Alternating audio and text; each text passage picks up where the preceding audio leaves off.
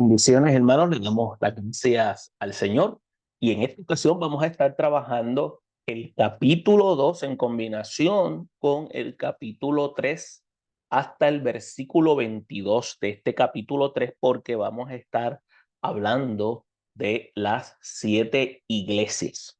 Ahora vamos a estar concentrados en esta ocasión de 3 iglesias y vamos a tratar de cubrirlas en esta sección. Vamos a concentrarnos en la iglesia de Éfeso, luego vamos a atender la iglesia de Esmirna y la iglesia de Pérgamo. Vamos a tratar de describir el mensaje de las iglesias y luego de ellas vamos entonces a una sección de preguntas luego de trabajar en este proceso de explicación. Entendemos de que trabajar en el documento de Apocalipsis es uno que requiere de tiempo. Por lo tanto, vamos a dedicar al menos unos 45 minutos en este trabajo de análisis, al menos de estas primeras 3 iglesias. Sabemos que luego vamos a trabajar otros 45 minutos adicionales para trabajar las siguientes iglesias, entiéndase Tiatira, perdón, Sardis, Filadelfia, y luego vamos a concluir con la Odisea. Y en esta ocasión vamos a ubicarnos en la iglesia de Éfeso. Pero antes de eso tenemos que entender que antes de empezar este análisis, tenemos que tener claro que estas cartas están dirigidas, entiéndase bien, por Jesús a las 7 iglesias que están en el Asia Menor. Y hay 3 observaciones que debemos tomar en consideración en este proceso. Y tenemos que ver que estas observaciones que están presentadas son una serie de boletines informativos que fueron enviados a iglesias que eran reales, entiéndase, iglesias que existían. Eran mensajes enviados por el mismo Jesús a las iglesias por medio de su discípulo amado, entiéndase, Juan. Y que las iglesias de Asia Menor representan tipos proféticos de la historia de la iglesia cristiana en sus periodos. ¿Y por qué mencionamos esto de esa manera? Lo mencionamos de esta manera porque vamos a ver un comportamiento de la iglesia en unos periodos, independientemente de las posiciones que existan. Vamos a ver estos comportamientos tanto de manera individual, entiéndase, en la iglesia como individuo, pero también lo vamos a ver en la iglesia en términos de carácter colectivo. ¿Por qué hacemos estos señalamientos? Porque es lo que Jesús le da a conocer a el apóstol Juan en el exilio. Ahora, tenemos que ver que una vez teniendo esto claro, podemos ir identificando estos comportamientos y a la misma vez vamos a observar cómo Jesús identifica estos comportamientos, como también vamos a ver elogios de el mismo Jesús hacia estas iglesias, como también vamos a ver unos señalamientos que necesitan ser atendidos. Ahora, cuando decimos que hay una serie de boletines informativos que fueron enviados a estas iglesias, creemos de forma categórica que las iglesias fueron iglesias que estaban en esos lugares y hemos enseñado mapas y que en ese momento presentaban características que se elogiaban y a la misma vez las iglesias tenían una serie de defectos que reprochaban una serie de conductas que Jesús quería dar a conocer. También, de acuerdo con lo que decía historiador Tertuliano en el 145 y 220, como también Cerdón y Marción, líderes de sectas herejes, que no aceptaron el libro de Apocalipsis porque según ellos, estas personas, en el tiempo en que este libro fue escrito, no existía una iglesia en Tiatira. Ahora, más tarde se puede probar que Epifanio, quien escribió en el año 367, este, contra los llamados alogoi, que rechazan la divinidad de Jesucristo, indicaron que dicha secta también rechazaba el escrito de Apocalipsis, porque ya en su tiempo algunas de las 7 iglesias no estaban activas. Y yo quiero hacer un señalamiento con relación a este punto. Recuérdense que las iglesias, en adición a ser eh, una organización, también son organismos vivos, o sea, están en un tiempo, pero con el tiempo desaparecen. La gente con el tiempo fallece. Ahora, es importante, tenemos que ver que la cristiandad aceptó la existencia de estas congregaciones y no se opuso a la autenticidad del Apocalipsis del apóstol Juan. También cuando hablamos de que el mensaje enviado por Jesús a la iglesia por medio del discípulo amado indica que entendemos que el mensaje enviado por Jesús a la iglesia por medio de Juan son enseñanzas que siempre han tenido y han de seguir teniendo vigencia para las iglesias de todas las generaciones. Y las verdades de estas epístolas no solo desempeñaron un papel de importancia en las iglesias de Asia Menor. Ahora, por cierto, eran más de 7 iglesias y eso lo hemos señalado anteriormente. Estas iglesias fueron iglesias seleccionadas, sino que se aplican también a las necesidades y a las vivencias reales de todas las congregaciones de aquel tiempo y ahora para la iglesia del tiempo contemporáneo.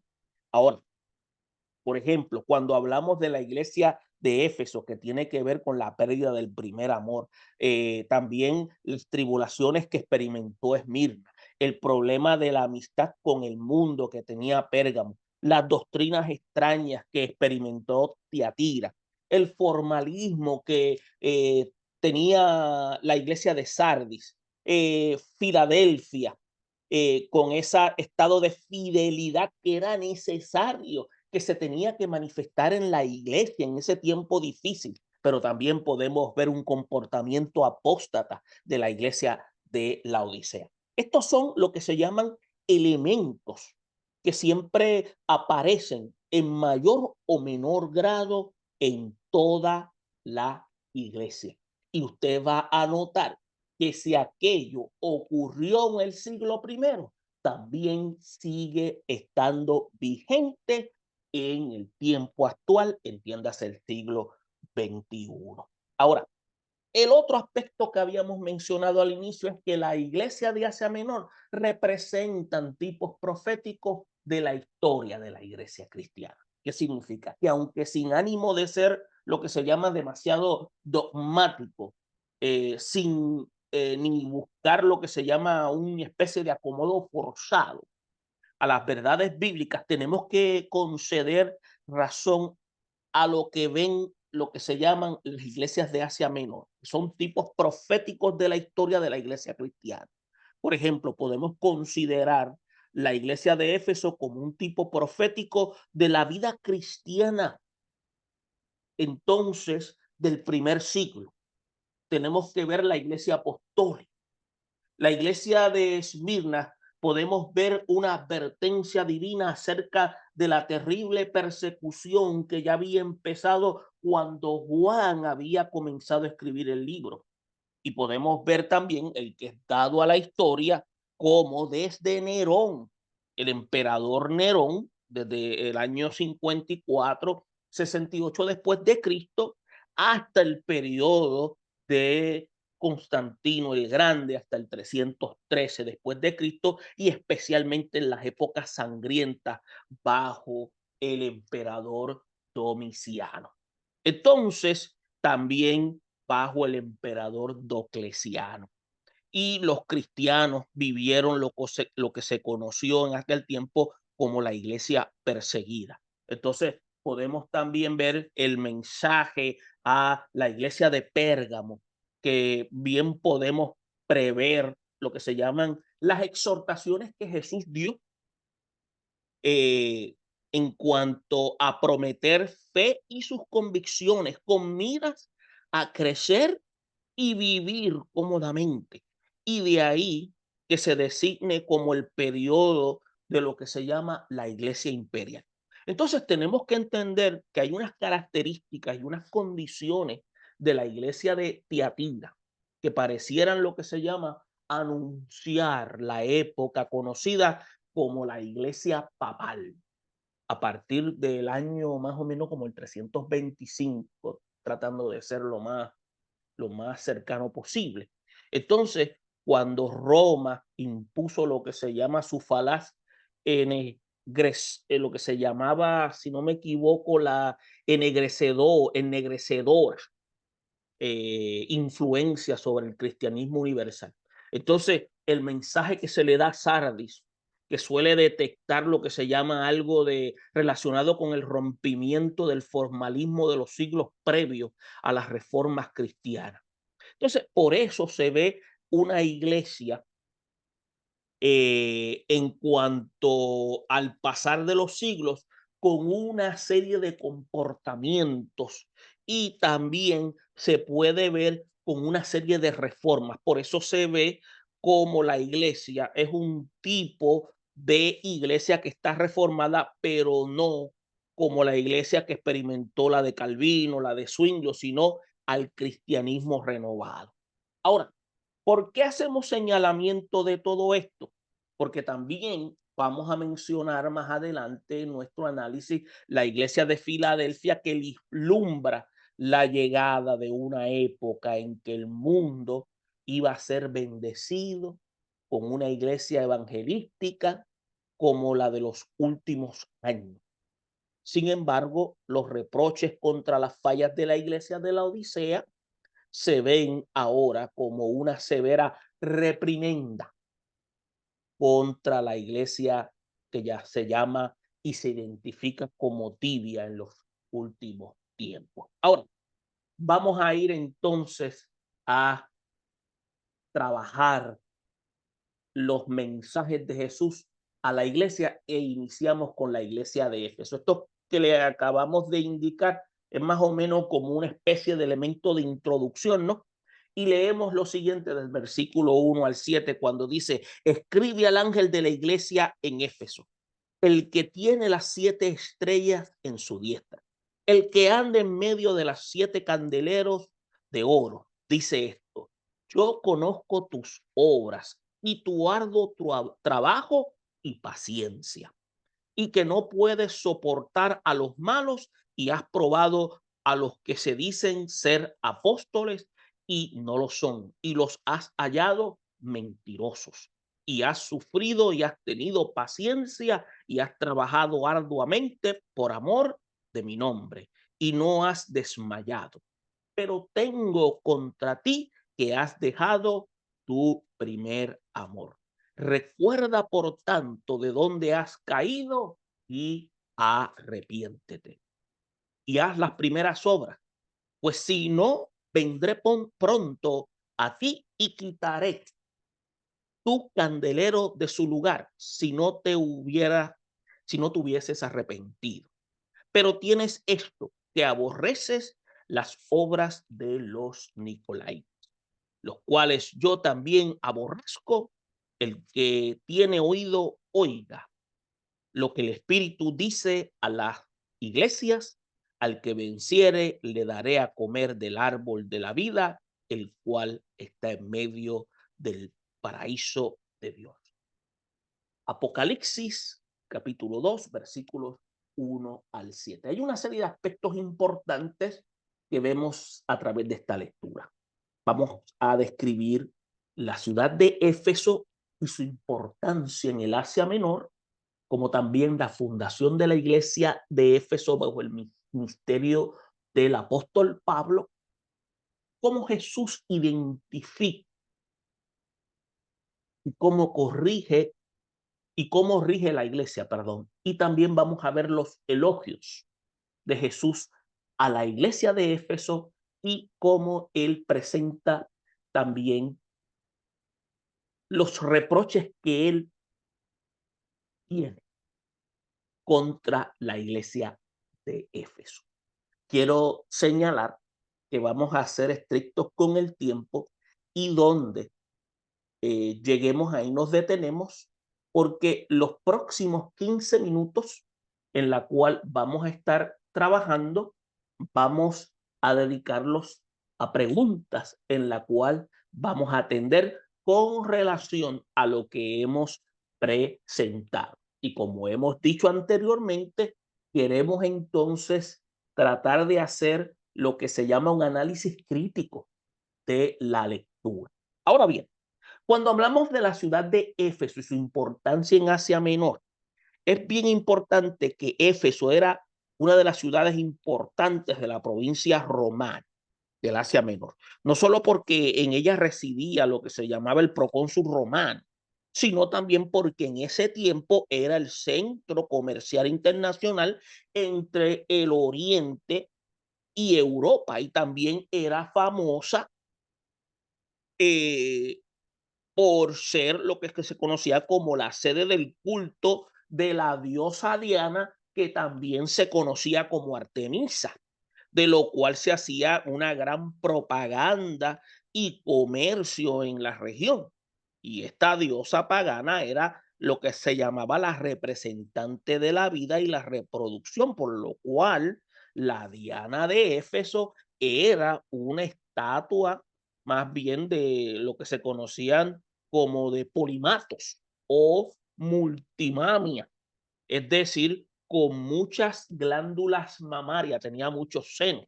Y es por eso que cuando usted va, puede buscar esa referencia en Hechos, el capítulo 17, versículos 21 al 34. También vemos el evangelista Lucas, que describe el alboroto que provocaron los de Éfeso al ver que su diosa podía o perdía, mejor dicho, importancia ante la predicación del evangelio bajo el ministerio de Pablo. Y además del auge de la diosa Diana, habían dos templos en Éfeso que estaban dedicados a la adoración del emperador Roma. Y es importante que sepamos esto porque ahí usted va a ver cómo el evangelio opacó de una manera extraordinaria este tipo de mentalidad idolátrica, de tal manera que pudo influir para que muchos gentiles llegaran a la fe. Y cuando se habla de la fundación de la iglesia de Éfeso, bajo el ministerio paulino, tenemos que ver que Éfeso era la única entre las 7 cuyo inicio descrito en el Nuevo Testamento. Por eso es que cuando usted lee Hechos, el capítulo 18, se nos informa que Pablo pasó por Éfeso en el viaje que realizó desde Corinto a Jerusalén y que dejó allí a los que nosotros conocemos en la historia como Aquila y Priscila. Luego, cuando usted pasa al capítulo 19 de Hechos, usted se da cuenta de que el apóstol en su tercer viaje misionero llega nuevamente a Éfeso y condujo a los discípulos de Juan a recibir el Espíritu Santo y ministró 3 veces en la sinagoga, pero por la persecución, dice la historia, que tuvo que trasladar su ministerio de enseñanza a la escuela de Tirano. Entonces, los años siguientes, aproximadamente como unos 2 años más o menos, fueron utilizados por el apóstol Pablo para predicar el evangelio con señales importantes, conversiones, de tal manera que la comunidad allí en Éfeso fue una que fue impactada, en adición comunidades aledañas. Entonces, a su regreso hacia Siria, Pablo pasó por Mileto y se reúne allí con los ancianos de la iglesia de Éfeso. Y eso usted lo puede encontrar en el capítulo 20 de Hechos. Y más tarde envía a Timoteo para que hiciese cargo y supervisión de la obra cristiana. Por eso es que cuando usted ve la carta que le escribe el apóstol Pablo a Timoteo, es una carta de contexto, de contexto pastoral. Entonces, también vemos que en ella está una con contenido pastoral, pero la tradición cristiana primitiva hace constar que el apóstol Juan ministró también en Éfeso y desde allí dirigió la iglesia del área de Asia Menor durante los últimos años de su vida a finales del primer siglo también. Ahora, vemos también que Jesús se identifica como el que rige la iglesia. O sea, estas personas que mencionamos anteriormente, ellos eran los que Dios había puesto para levantar y solidificar la iglesia, pero el que dirige, el que identifica y rige la iglesia es el mismo Jesús dispensado en la persona del Espíritu Santo. Ahora, como explicamos, el mensaje de Jesús que envió a cada iglesia fue dirigido al que desempeñaba en la iglesia, que era el mismo Cristo. Entonces, ¿qué sucede? El mensajero de la iglesia, el ángel, y acuérdase, el mensajero, entiéndase que se identifica como el que tiene las 7 estrellas en su diestra. Y esa frase figurada es el que está describiendo a mismo Jesús como el que dirige, como el que gobierna a todo siervo suyo y también declara que ande en medio de los 7 candeleros. Entonces, podemos ver con lo cual esta manifestación, o más bien estas características, garantiza la presencia permanente de Cristo en medio del pueblo redimido. También Jesús se dirigió a esta iglesia como el que tiene las 7 estrellas en su diestra, el que anda en medio de los 7 candeleros de oro. Búsquese el versículo 1, usted lo va a encontrar. Y esto identifica al Señor como el que gobierna a su iglesia y habita en medio de él. Ahora, habíamos mencionado también que da unos elogios a la iglesia de Éfeso. Ahora, ¿qué elogio? Jesús a la iglesia de Éfeso le indica algo, la va a elogiar. Entonces, quiere decir que ve una serie de características positivas y destaca 3 elogios: su obra, su arduo trabajo y su paciencia. Entonces, usted va a ver que los creyentes en Cristo no son salvos por obras. Y esta forma, y tenemos que ver, y estas, lo que se llaman, estas forman parte de su vida una vez hecho el milagro de la salvación y el impartimiento de la nueva vida. Entiéndase bien, las obras, el trabajo y la paciencia, lo que hacen es que forman parte de la vida del creyente. Por eso que la vida del cristiano en Éfeso había sido de un trabajo arduo para llevar el evangelio a todos los que estaban a su alcance. Otro aspecto importante, había una actitud firme contra la falsedad. Esto también es otra característica del elogio, el segundo. Y es bien interesante que se pueda observar cómo esta iglesia no solo se dedicó al trabajo arduo de la evangelización, te va a notar que también ayudaba a los que estaban necesitados y que también ayudaba al líder junto con los maestros y obreros en la congregación que habían también desarrollado un concepto claro del ministerio y formación doctrinal. Muy importante dentro del proceso de crecimiento y desarrollo en una iglesia. Entonces, esta iglesia no soportaba a los malos, lo que se dicen ser apóstoles y no lo son. Eso lo puede encontrar en el versículo 2 que lo acabábamos de leer. Y estos eran lo que se llamaban los falsos maestros, propagadores del judaísmo, que se oponían a la salvación por la fe y la gracia. Y eso usted puede buscar referencia en una de las cartas del apóstol Pablo hacia los Gálatas, en el capítulo 2, versículos 4 y 9. Ahora, entonces, ¿por qué? ¿Qué pasaba? Porque los judaizantes les encantaba poner lo que se llamaban cargas innecesarias sobre los creyentes. Entonces, esta iglesia puso a prueba a estos farsantes y los haya mentirosos. Y estos podemos ver que fueron señalados directamente, y es ahí donde nosotros aprendemos que no basta con hacer lo bueno, y es necesario también combatir el mal. Y un tercer aspecto de elogio es que mediante los sufrimientos se entiende que el sufrimiento era parte de la causa del evangelio de Cristo. Es por eso que la persecución era cruel a finales del primer siglo, y muchos, incluyendo el mismo apóstol Juan, sufrían por la palabra y el testimonio de Cristo.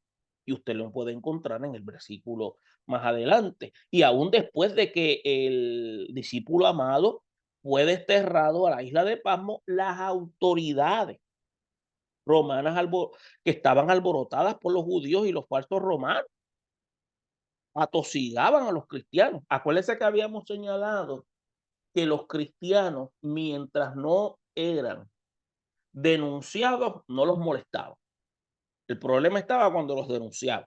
Ahora, no obstante, los hermanos de Éfeso demostraron algo interesante: valor, paciencia, confianza en Dios ante la persecución y los ataques de él.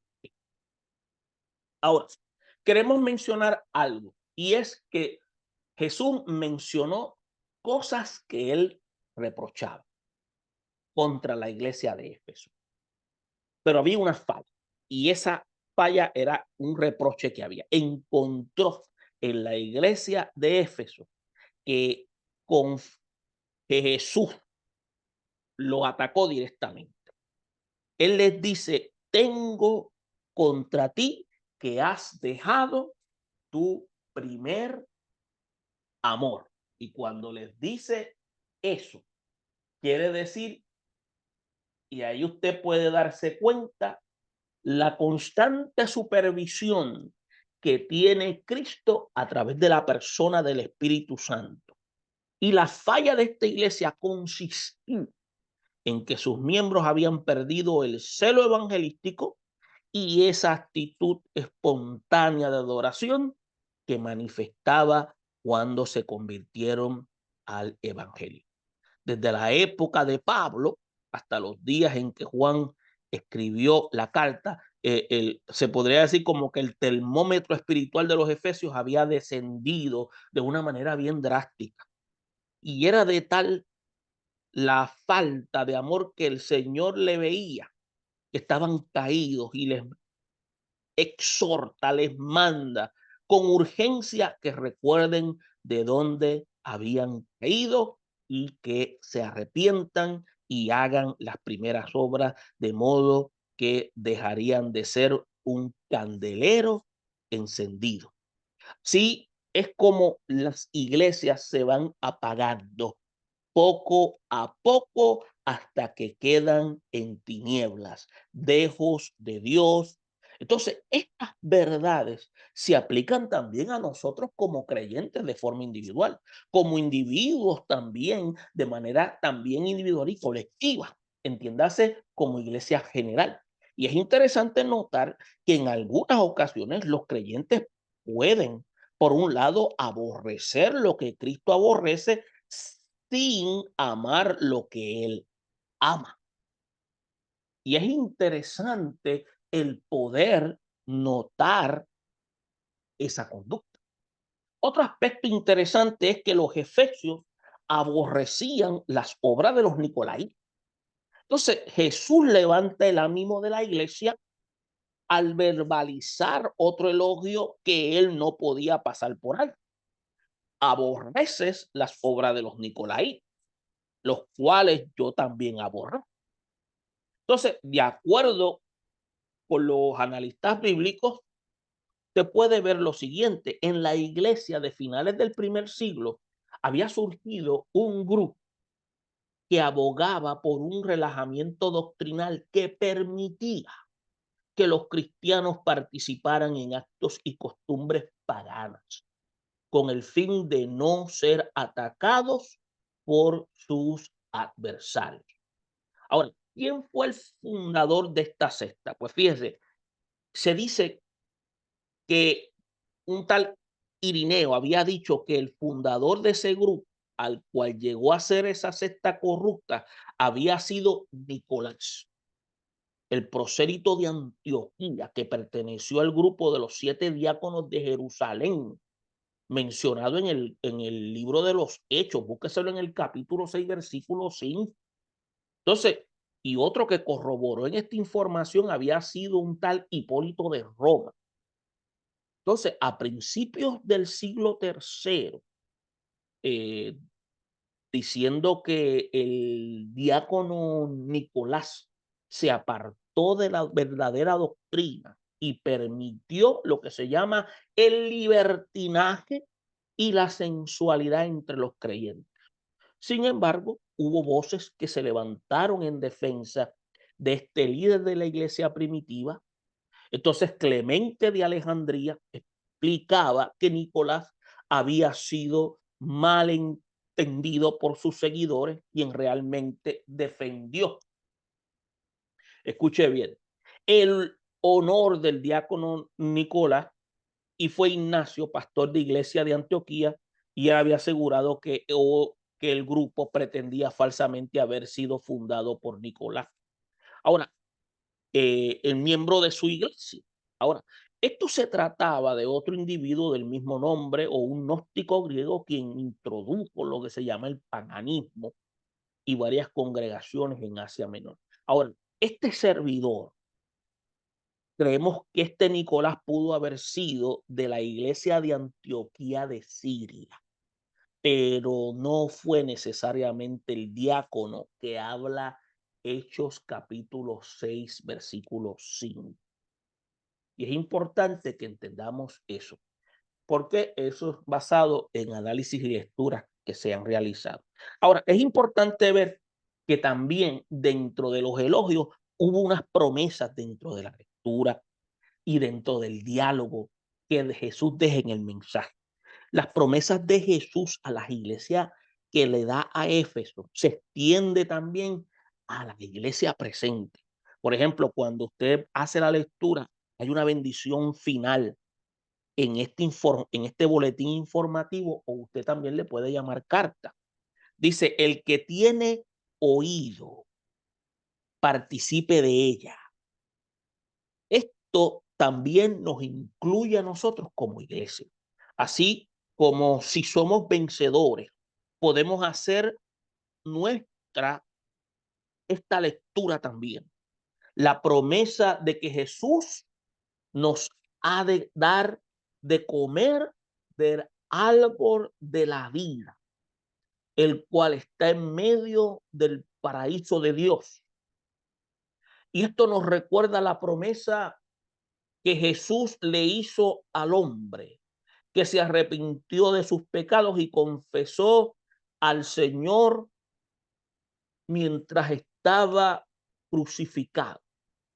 Y también esto nos alienta al saber que también existe un lugar que tendrán acceso los que sirven al Señor, y es probable que tal bendición es otorgada cuando descienda la santa ciudad y la nueva Jerusalén.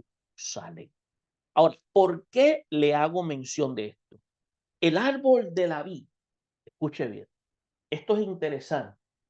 Es interesante porque hay algo que a nosotros se nos olvida. Mire, el regalo más preciado que un creyente puede recibir es la inmunidad sobre la muerte, y es tener la vida eterna. ¿Qué mejor regalo que ese?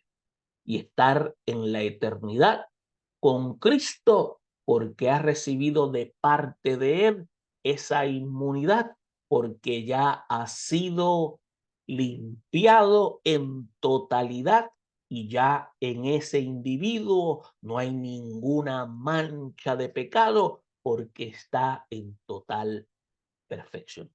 En esta parte hemos concluido el análisis de lo que significa entonces lo que habla la carta o el boletín informativo a la iglesia de Éfeso, en la cual se presentan sus elogios, sus promesas, como también sus reproches.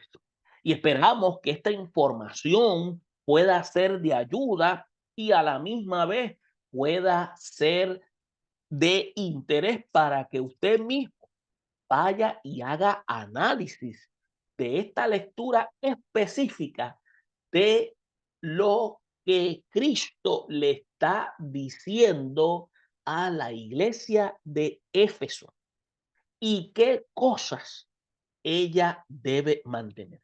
El primer amor, hermano, es algo que a veces nosotros nos preguntamos y es algo que usted y yo siempre debemos preservar.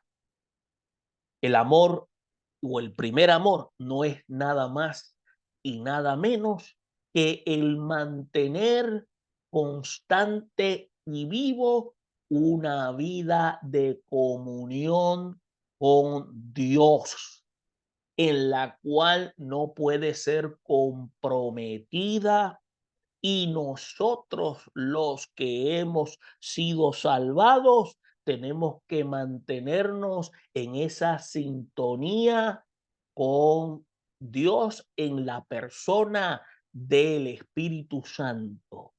Nuestra vida devocional siempre debe estar en total armonía. Es por eso que usted y yo debemos tener nuestro tiempo devocional. Muchos hablan del primer amor y lo identifican como si fuera una especie de fiebre.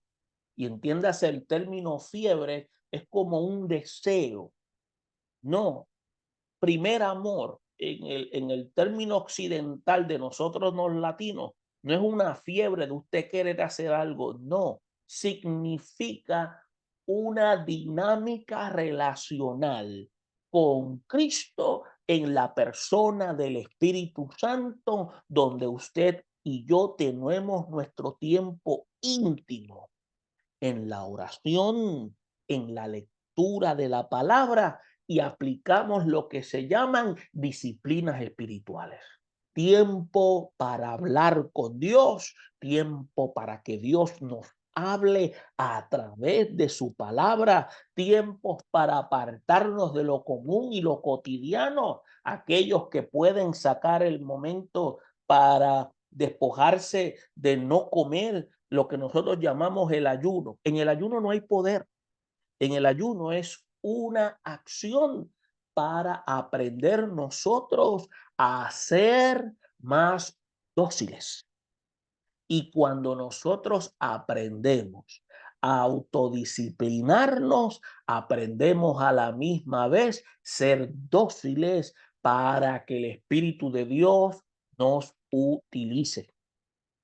Porque déjeme decirle algo, muchos de nosotros tenemos malos conceptos porque sencillamente no escudriñamos las escrituras. Escuche bien, en el ayuno no hay poder. En el ayuno es una forma de aprender a doblegarnos ante la dirección del Señor mediante su palabra. Doblegamos nuestro yo para que el Espíritu de Dios nos guíe a verdad, a justicia y juicio. Es importante que nosotros aprendamos a mantener el primer amor con una conducta de reconocer nuestra incapacidad de dirigirnos a nosotros mismos. Es importante que nosotros aprendamos a tener lo que se llama nuestro tiempo devocional. Hay personas que tienen tiempo devocional cuando se levantan en la mañana. Hay otros que tienen tiempo devocional que se le hace más cómodo durante el mediodía.